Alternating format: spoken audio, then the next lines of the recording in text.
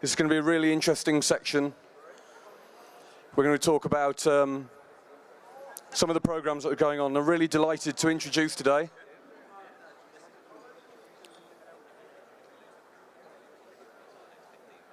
we've got Andrew Shanahan on the far side from Man v Football, Matthew Philpott from Healthy Stadia, Michael Salla from Everton FC, and then a guy you might recognise nearest to me, Alan Kennedy, 2 times European Cup winner. Alan, first player to score winning goals in 2 European Cup finals. I've been reading Wikipedia, Alan. Oh, it's not right. You didn't edit it, no? Okay.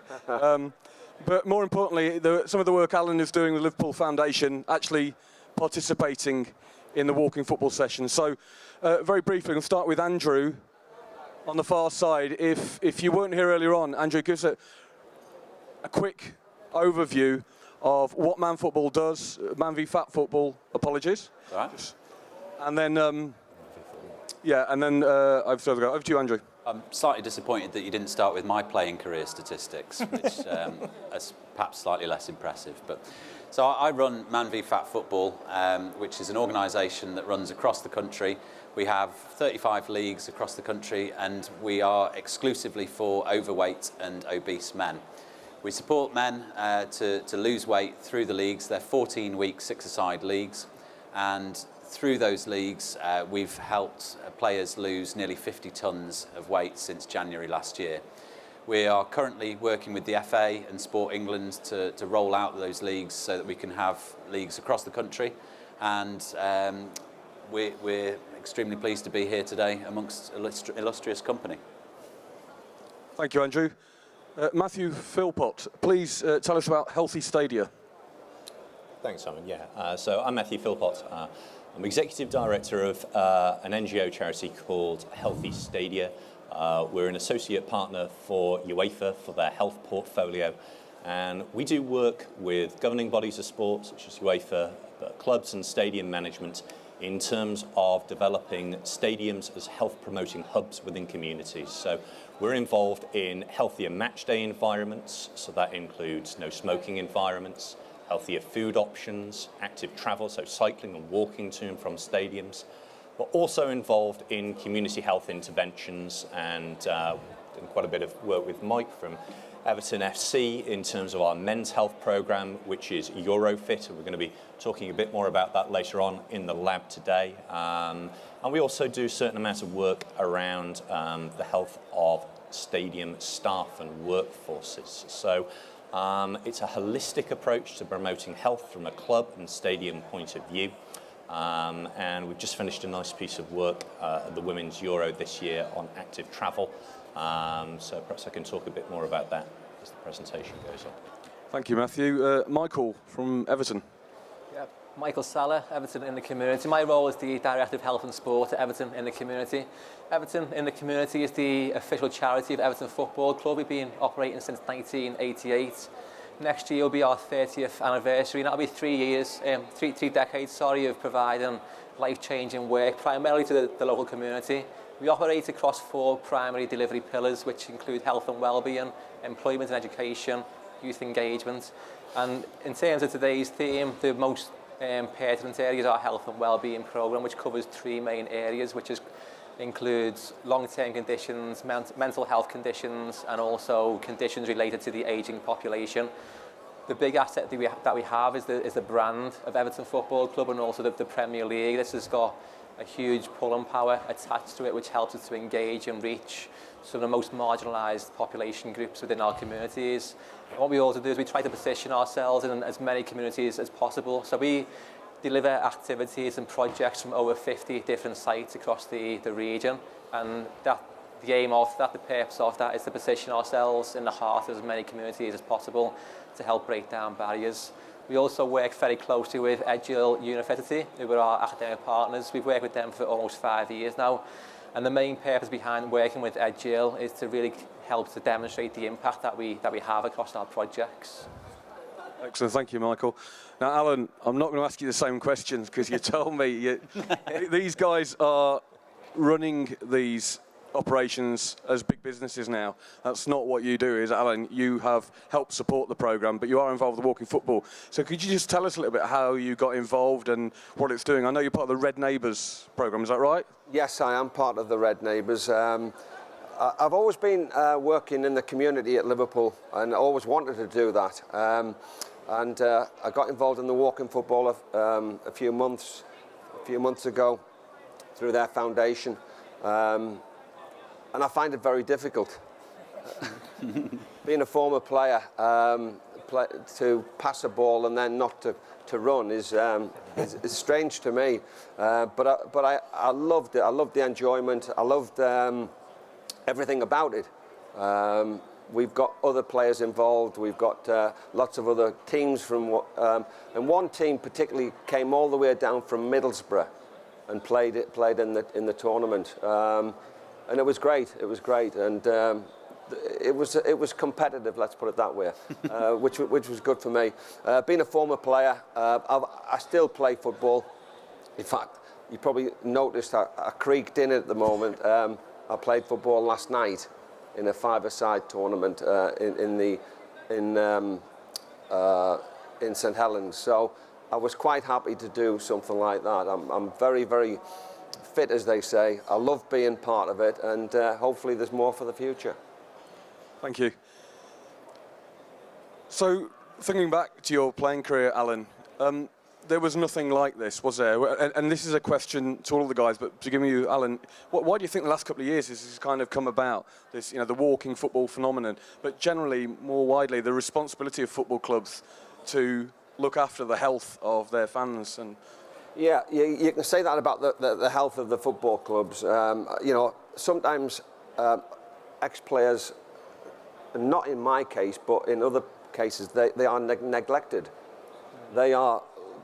They've done their job at the football club and then they're cast away. And sometimes players, from my era, not quite sure where to go and what to do. I was similar in that about 30 odd years ago. When I left Liverpool. I know it's saying 30 odd years ago, it is a long time, but a lot has happened in that 30 years, and I've kept myself fit because I honestly think I can play in the first team. Well, I could last year, but maybe not this year. We've got a new fullback who's coming. But I often feel as though that I can do things as well as what anybody else is. And fitness is something I sometimes thrive on. I keep myself in pretty decent shape. And you talked about fat and talk about overweight people. I am slightly overweight, would you believe? But I still try and keep myself. And I keep, honestly, Jurgen Klopp, the Liverpool manager, has my number. Just in case he does want to, had a little bit of a problem last year. He's now been solved. There's 2 or 3 fullbacks there, so I'm out the scheme of things. But I always believe, and I think at my age, I think I'm pretty happy the way things are going, the way I'm running my life in terms of business and pleasure. I call this pleasure, what I'm doing, talking to people about football. That's all I've ever done in my life, and fortunately had a great career at Newcastle. I started off at Newcastle. I then went to Liverpool. Had such a great 7 years at Liverpool, and then went on to play for Hartlepool or somewhere like that. Yeah, I'm not sure. After that, Sunderland, I think it was. Yeah. So I think that the point is, Alan, that I also think I could play in the Liverpool first team, clearly. So it's quite a serious point, though, and I want to direct to Matthew, is that, like I said, it really seems to have been a groundswell over the last few years. And why do we think that's happened, Matthew? I think there's a couple of reasons. Let's look at the need for this type of work. Let's look at the huge increase in what are called non-communicable diseases. And that's things such as type 2 diabetes, which is getting more prevalent even in the UK. Looking at cardiovascular disease, heart disease, stroke. and looking at the rise of cancer as well. And unfortunately, this is a global increase. And what we're looking at now is nearly 9 million deaths per year globally through non-communicable diseases.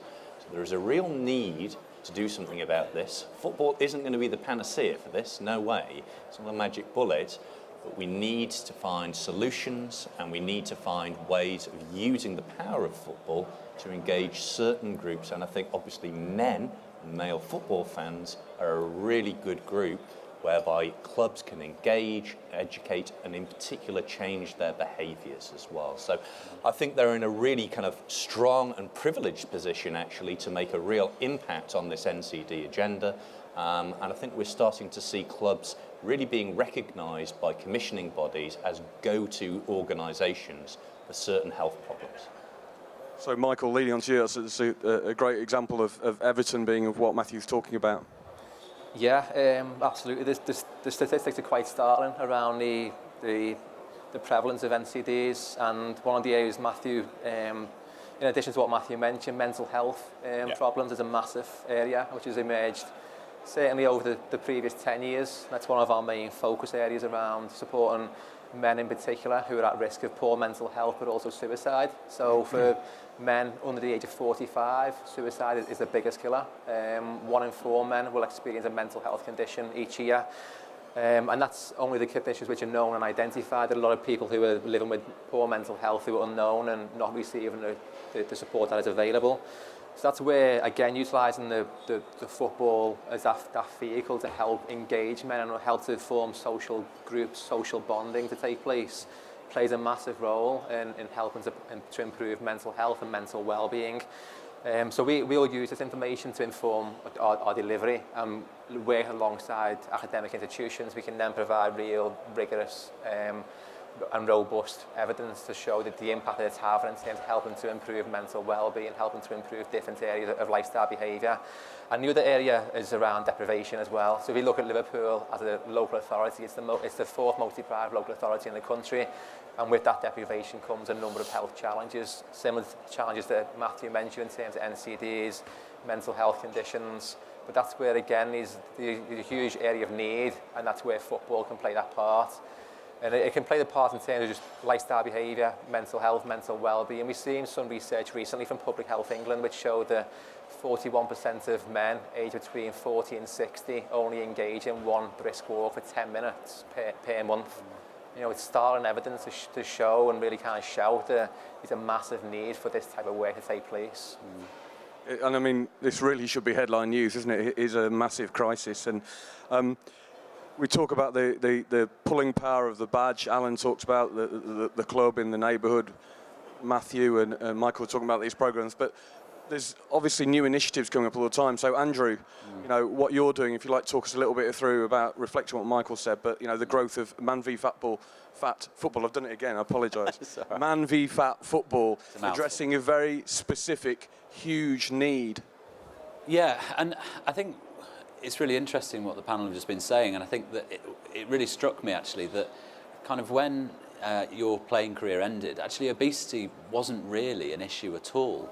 You know, you look at the rise in the statistics around obesity and weight problems, and really it's the last 2 decades specifically, and 3 decades, there's just been a phenomenal growth in weight problems and obesity, and obviously those problems, obesity is like a gateway to other problems, because from that comes diabetes, from that comes a higher incidence of cancer, and you know, I think that really that's why there is a demand for what we do now, partly because society's changed, but also because football's changed as well.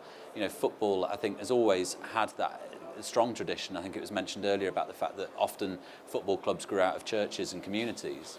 And I think that they've always had that community aspect. But I think now, because of the business around them, clubs have started to see the corporate social responsibility that they have, and trying to do that in the right way, of using the power of football to help address some of these concerns. And it's heartening, really, to hear of some of these great initiatives that are springing up using that, and actually sort of trying to tackle this as a problem. From our point of view, you know, we're slightly different. We're private limited company, we're a commercial organisation. But I think that that's largely because all different answers to this as a problem are needed. You need commercial companies, you need trusts, you need charities, you need all of these different things to actually help try and address this as a massive problem now, but also it's not just a problem now, we see it as a problem that is developing for generations to come. You know, childhood obesity is just such a phenomenal time bomb, unfortunately, that we need to have these things in place so that we can actually support the next generation of people who are sadly going to be affected by these issues. So it's very interesting what you guys are speaking about, almost like presenting the business case. I want to talk to Alan in a minute a little bit about some of the guys I know who are playing on walking football at Liverpool, but when we're talking about the sort of the quantitative data and presenting the business case, perhaps Matthew could talk us a little bit. Do you feel there's been a shift as well in the sort of professional approach to monitoring and evaluating these projects? I think it's starting to come, Simon. I think that for quite a while, the way in which football and sport foundations were addressing these issues was simply through attendance figures, what we generally know as process monitoring, you know, getting as many people to take part, and that's great, but the question is, and the question from commissioners, question from sponsors will be, okay, so what impact is this actually happening? What change in behaviour is taking place through these interventions? And I think we're slowly starting to see a real understanding amongst football foundations and other deliverers about the power of data, about the power of measurement, and actually about showing what impact and what outcomes some of these programs are having. And I think I'm seeing more and more clubs working with research institutes and partnering with academics in terms of actually justifying this work, getting proper measures in place. I know that Mike's got an excellent partnership that they've built over the last 3 or 4 years with Edge Hill University. I think that there is now more directive as well from governing bodies such as Sport England, such as the FA, in terms of putting some of these measurements and some of these outcomes in place. So, yeah, it's starting to take place, but it's just about putting a little more rigour and understanding the opportunities around evaluation that can then actually make an impact on the end users, on the men who are actually involved in these programmes.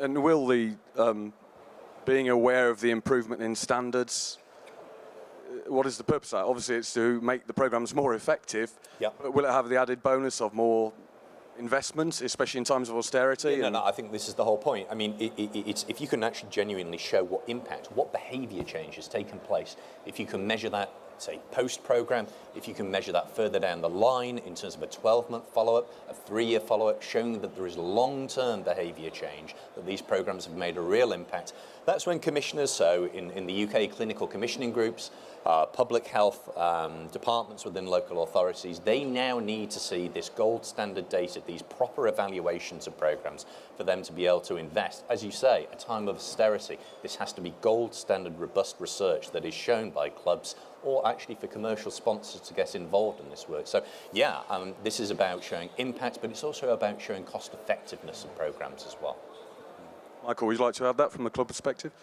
Yeah, it's something we've taken on board over the previous probably 6-7 years in terms of being able to really evidence the impact that we deliver. And as a charity, we're in competition with a number of other charities, but also private companies as well. And we have to really demonstrate what difference we make and what difference we can make. So we will align that with the health need which exists out there. So as Matthew mentioned earlier on, the figures around NCDs and the problems that we have around premature mortality and poor quality of life, we can look at those statistics, then we can put into place what we can actually deliver.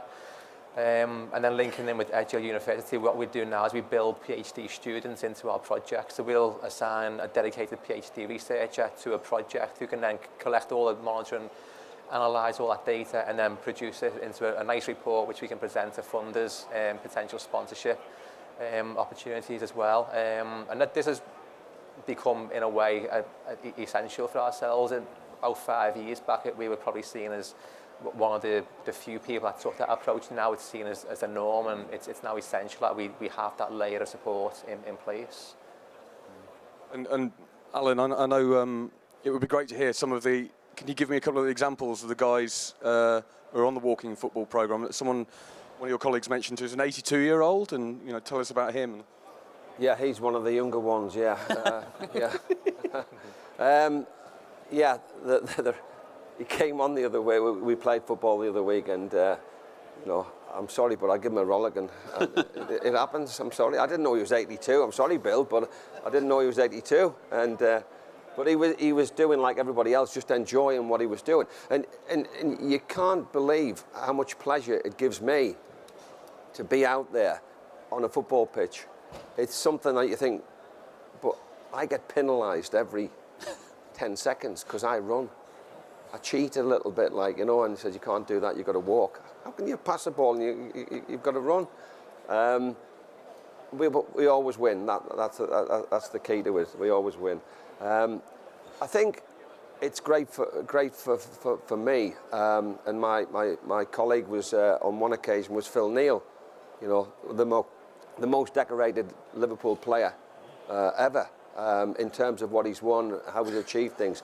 He's got a bad hip. I think he's got a plastic hip. He's got something else. He's got a bit of arthritis and whatever. And it's convincing them they're doing they're doing the good thing. It's good for their bodies. That's the important side of it. That's why I do a little bit of training. That's why I played last night. It's important to keep your body in as fit a shape as you can do. People will say, "Oh, you still look as though you were 20 odd years ago." I do that because I play football. Football, I can tell you now, is and has been my life in terms of what it meant to me. From a 3-year-old kicking the ball in the street to a 63-year-old who's still playing football at a reasonable level, I have to say, reasonable level.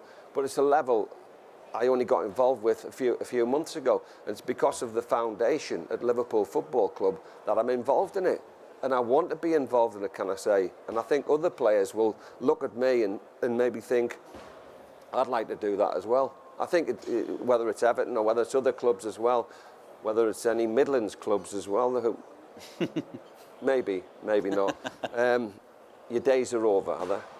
Our first team can't play football, mate, so don't worry. But I think it's important we tell people about it, And then there's a community spirit afterwards, because then you have a cup of tea, you have a whatever it might be, and it's all you're all together. And yes, I'm talking football. Yes, I'm reliving my memories of 1981 or 84 or whatever it might be. But for me, I love it. I met a gentleman over there, and I call him a gentleman because he used to play for Manchester City, Mike Summerby. He's not here, is he? He's not listening? No. Okay. One of the dirtiest players I've ever come across, right? Okay, but don't tell him, honestly. And I'm just going to quickly tell you this little story. Okay. I was a young 19-year-old playing for Newcastle. My manager told me, go out and kick the winger. He'll understand that. He'll know what you mean. Okay. So I said, right, okay. So Mike Summerby gets the ball. He gives me the ball because he'd been told by his manager to kick the fullback. So I've got the ball and he comes leathering into me and I go up in the air. And I thought, I'm supposed to do that to you. And he was there going, I got it in first. You learn your lesson very quickly when Mike Summerby's about. But what a great player he was. And my job in those days was to keep him quiet, which I didn't do. But I loved every minute of it. I still love every minute of it. And I hope there's a lot more to come. And you touched there on that, the social element. That glue, the network in the local community, and Andrew, I know that Man v Fat football, at the moment there's no famous players or anything like that, but this is a big part of what we're talking about, isn't that glue in the community? Without a doubt, because these people, they might not follow Liverpool in particular, they might follow other clubs, they might, and they've come from Middlesbrough and they've come from other places. It's about the community spirit, I think, and the club really, maybe Liverpool and Everton might have taken it up many years ago. When I finished football, they might have done the community football. they did certain things in the community, but not the football side of it. So walking football is great, and we generally play it once every 1 week, 2 weeks maybe, and it's a great social event to get to know people and get to talk to people. So long may it continue.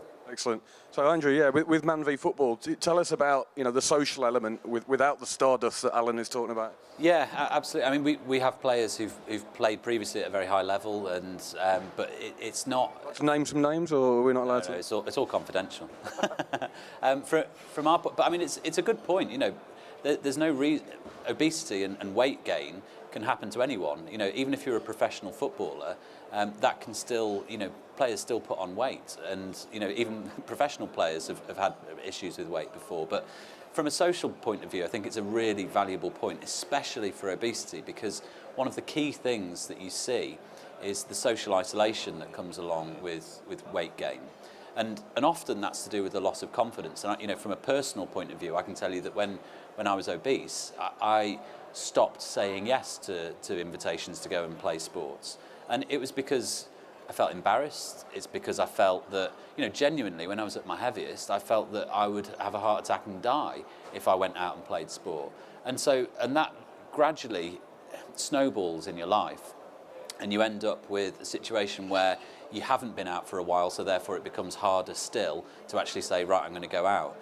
And certainly through Man v Fat Football, what we see is that because this is something that is exclusively for overweight and obese men, it's therefore accepted. It's an accepting environment where you can go, regardless of how big you are, and actually feel that you can participate in that. And it's unbelievable how powerful that is. Just as as Alan was saying, just to have a social group around you again, and to start going out, and very, very quickly you can peel away the layers of that loss of confidence, and people start organising, right, well, I fancy a game of squash as well. Does anyone live near me who fancies going for a walk or for a run or for a swim?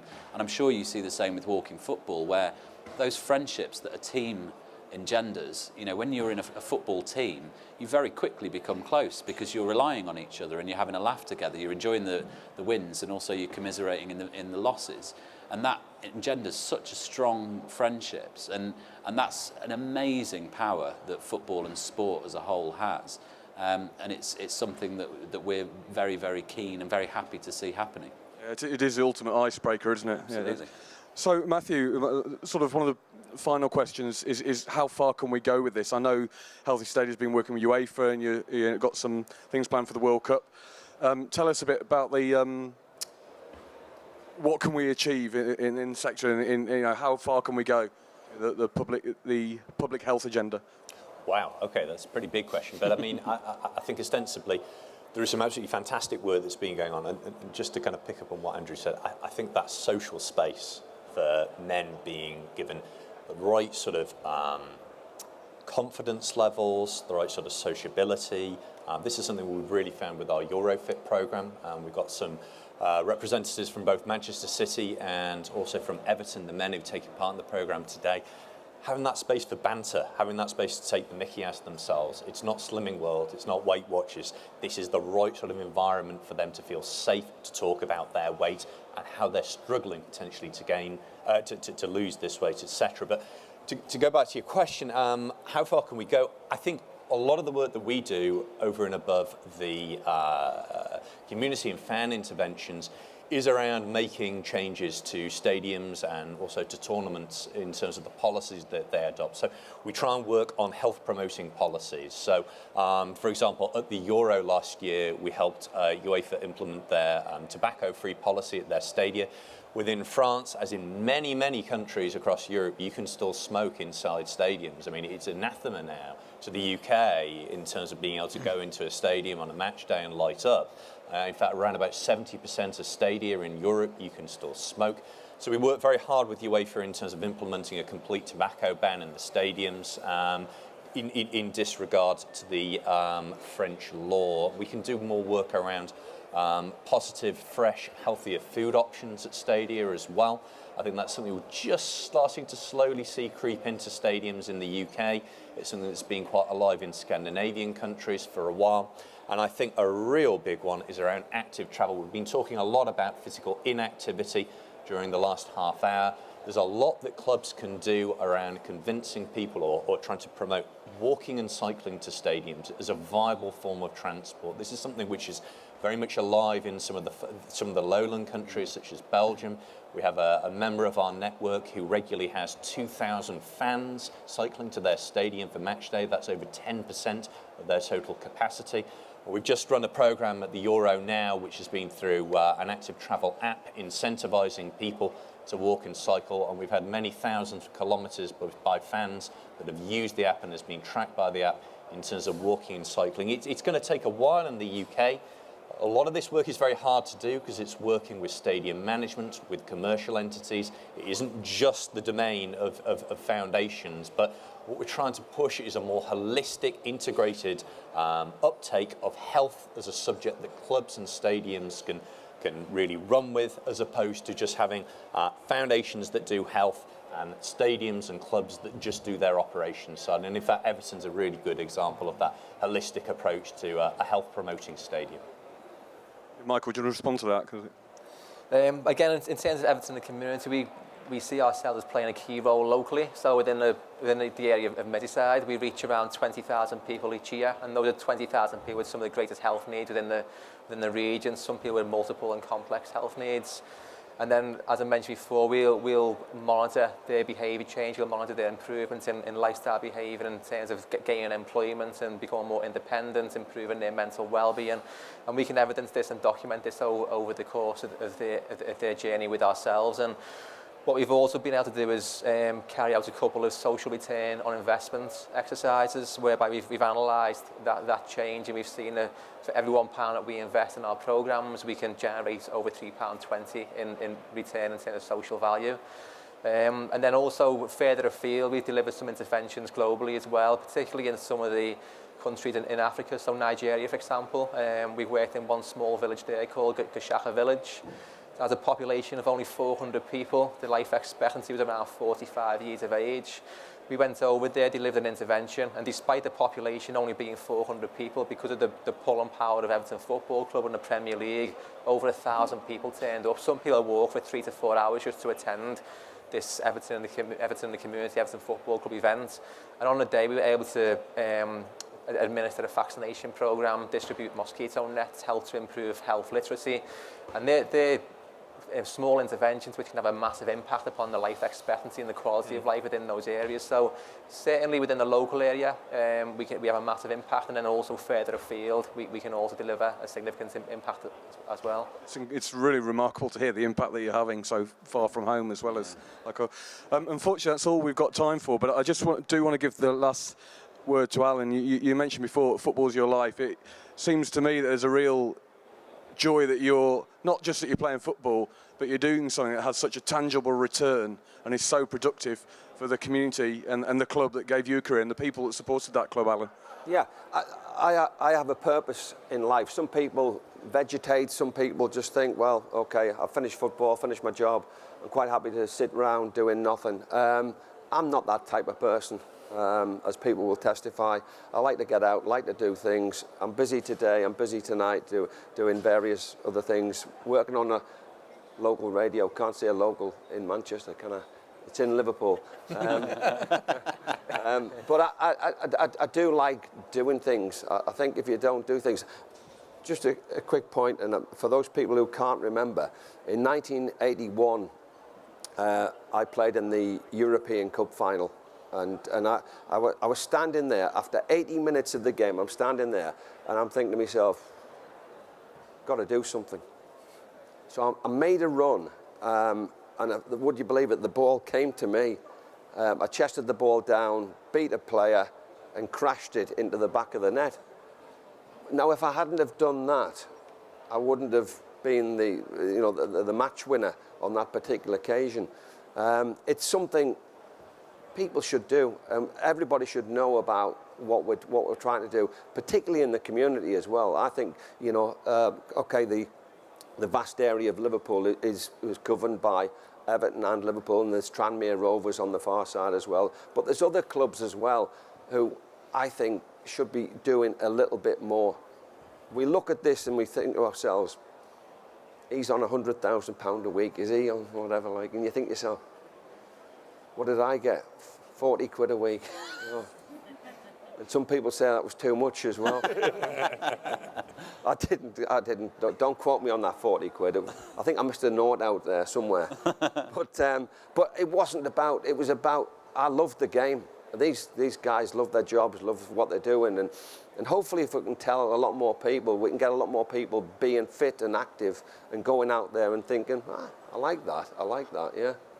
So, you know, I'm pleased I've come along. I'm sorry I was a bit late, but I've enjoyed coming up here, and hope you've enjoyed listening to some of my stories about the good old days, I can say.